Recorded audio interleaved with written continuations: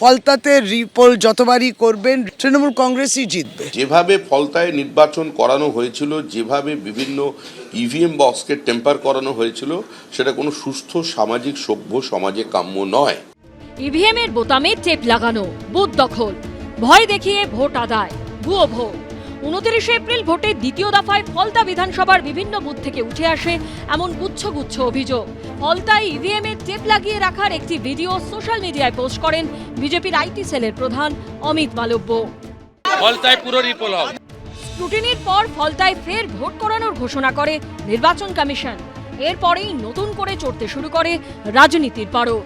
তৃণমূলের সর্বভারতীয় সাধারণ সম্পাদক অভিষেক বন্দ্যোপাধ্যায় সমাজ মাধ্যমে লেখেন, 10 বার জন্ম নিলেও আমার ডায়মন্ড হারবার মডেলে বিন্দুমাত্র আঁচড় কাটতে পারবে না বাংলা বিরোধী গুজরাটি গ্যাং এবং তাদের হাতের পুতুল জ্ঞানেশ কুমার। যা পারো সব নিয়ে এসো, আমি পুরো ইউনিয়ন অফ ইন্ডিয়াকে চ্যালেঞ্জ করছি। ফলতায় এসো, তোমাদের সবচেয়ে শক্তিশালী কাউকে পাঠাও, দিল্লির কোনো গডফাদারকে পাঠাও, দম থাকলে ফলতায় এসে লড়ো। অত্যন্ত কড়াভাবে অভিষেক বন্দ্যোপাধ্যায় ফলতার রিপোল নিয়ে চ্যালেঞ্জ দিয়ে দিয়েছেন, সকলকে নামাতে বলেছেন উনি।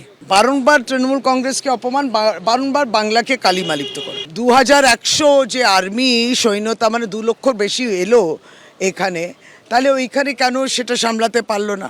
অপোজিশন ক্যান্ডিডেটের উপর আপনি ব্রাউন টেপ বা সেলো টেপ মেরে দেবেন, বিজেপির যেখানে সিম্বল তার পাশের যে নীল বোতাম সেখানে আপনি আতর ঢেলে দেবেন, যাতে যে কেউ ভোট দিলে পরে বাইরে এসে বোঝা যায় তার হাতে স্মেল নিয়ে।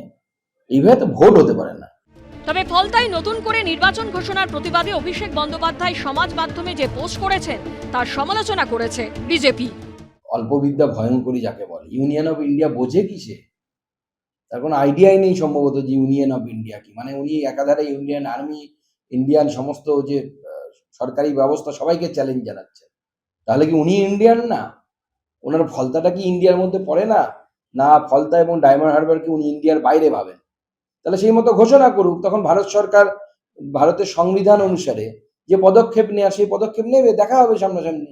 ধরুন গন্ডারকে সুড়সুড়ি দিলে 3 দিন বাদে হাসে, তো ইলেকশন কমিশনার তো সেই হাল হয়েছে। এত বড় রিগিং হলো, তারা 3 দিন বাদে বুঝতে পারলো। 2, তো ওখানে নাকি দায়িত্বে ছিল কোন এক সিংহামের, হাততালি দিয়ে নেচে বেড়ান যিনি, তো আগে তো তাকে সাসপেন্ড করা উচিত। আর অভিষেক বন্দ্যোপাধ্যায় ঠিক কাজ করেছেন।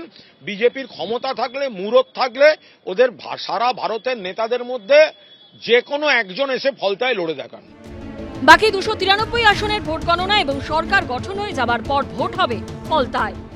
এখানকার ভোটের ফলাফল কিন্তু আর নিরপেক্ষ থাকবে বলে মনে হয় না। যে ফলাফলই হোক, সেই ফলাফলের উপরে আগামীকালের গণনার ফলাফল কিন্তু প্রাধান্য পাবে। সোমবার জানা যাবে 293 আসনের ভোটের ফলাফল। তারপরও নজর থাকবে ফলতার দিকে।